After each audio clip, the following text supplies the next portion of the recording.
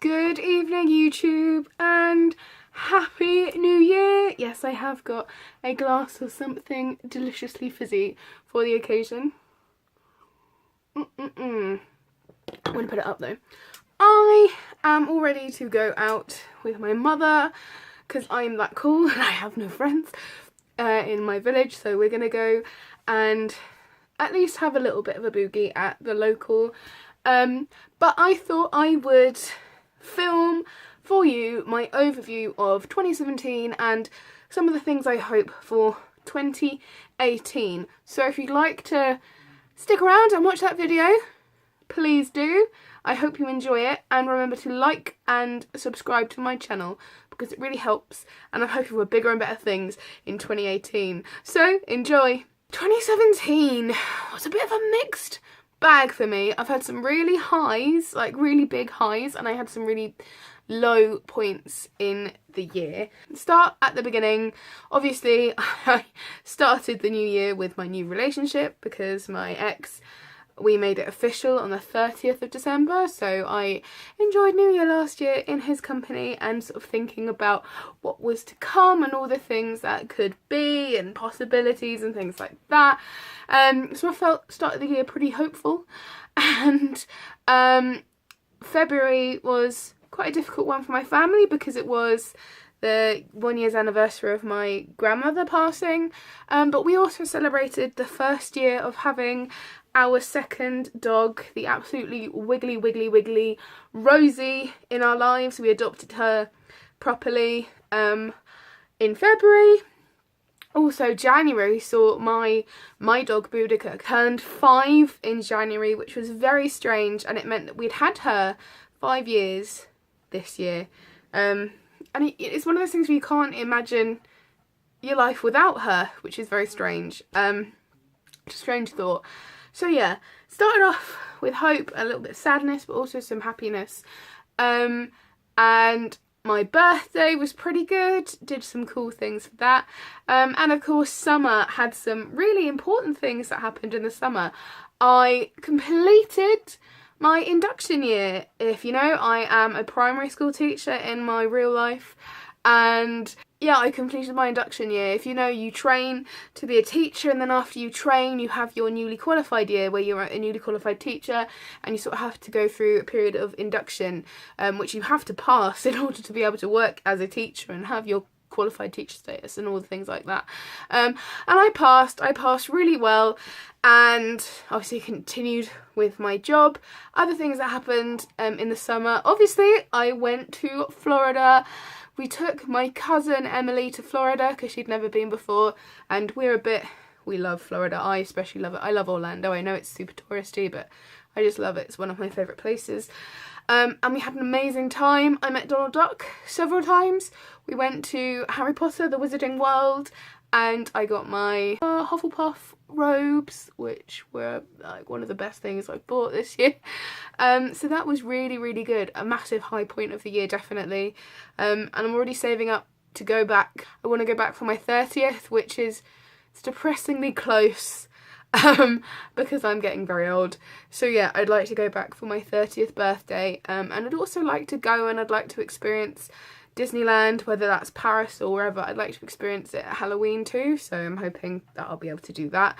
If not this year, then the next couple of years. The summer also saw Bloodstock. I go to Bloodstock Metal Festival, Bloodstock Open Air, every year. This was my 9th year going, and I love it. And I saw my favourite band, Ghost. I saw them live, and that was really special, because I love them, and they were amazing. I also saw another of my favourite bands, Amon Amarth, and another of my favourite bands, Hell, and it was just absolutely fantastic. It was a great time, and I think seeing Ghost live at an event like Bloodstock is one of the things that I'm always going to remember, and I can't wait to see them live again because they were just beyond words. They were so good.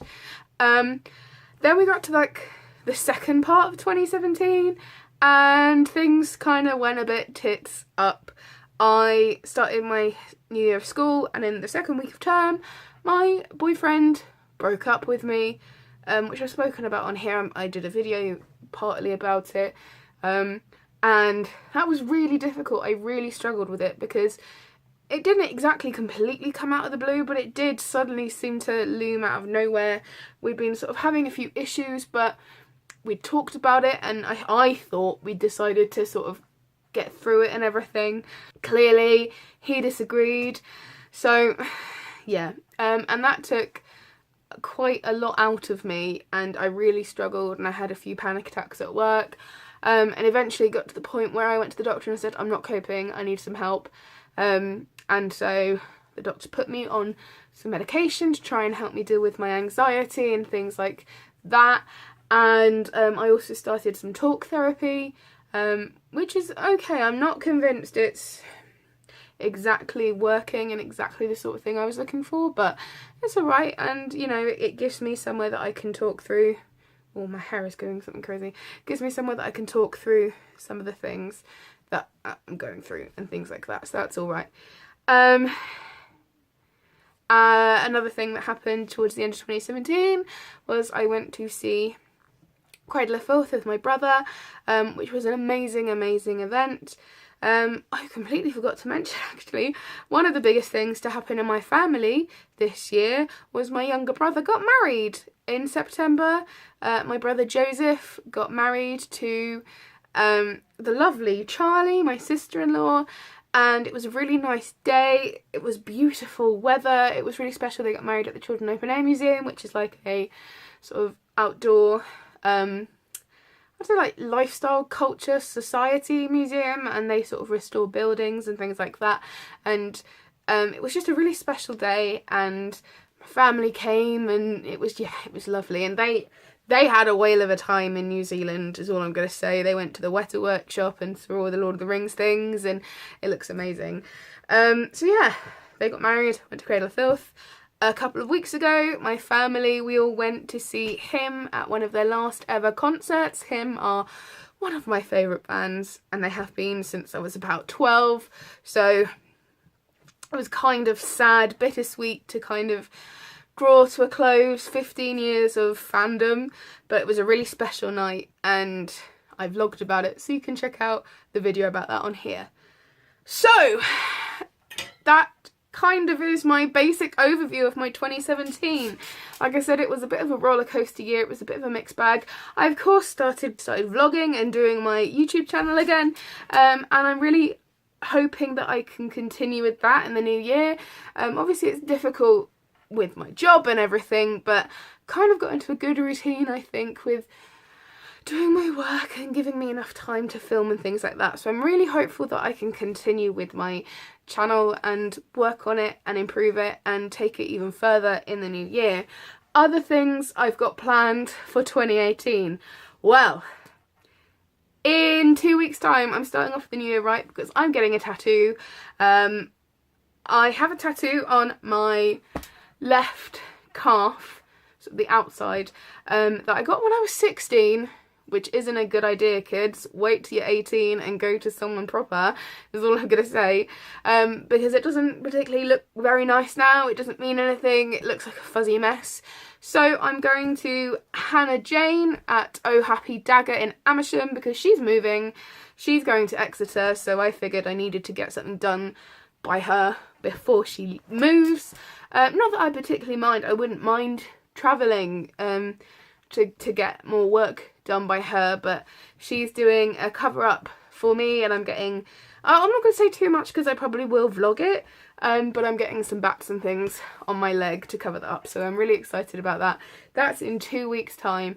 I'm also hoping to carry on getting work done by Sophie Annison, who did my magpie. If you remember, I got my magpie at the Halloween Flash Day.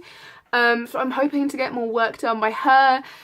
We had a sort of a mini chat on the day about her reworking. I've got my 3 bats tattooed just below my magpie, and we had a sort of a little chat about her maybe reworking them, because I really like them. I like the way they look, but I wish they had colour and a bit more detail and things like that. So I'm hopeful that I'll get to chat to her and we'll get to work on that. And because I like her style so much and I got on with her so well when she was tattooing my magpie, I'm hopeful that this year I can sort of talk to her and we can work together to fill in my right leg, lower calf sort of area a little bit more.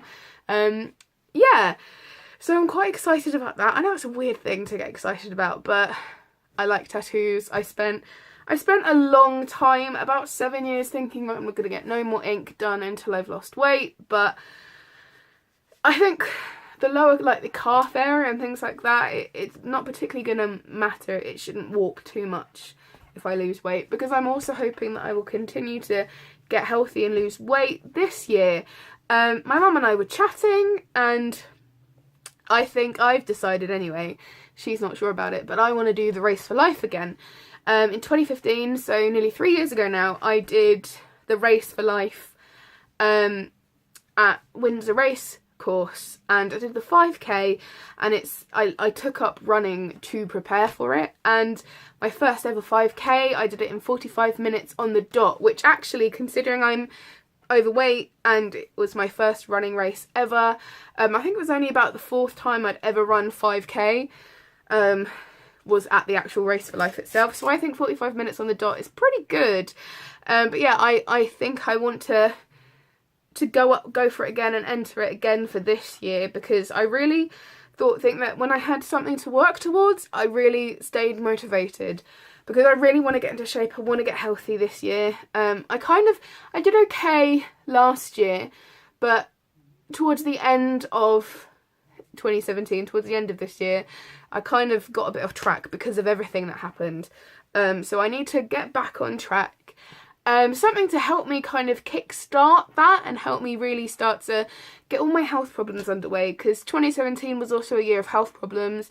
I had my colonoscopy, and I've had other issues with, you know, my eating and everything in 2017. So something that I want to try and do to try and help my overall health and how I'm feeling is I'm going to do Veganuary. And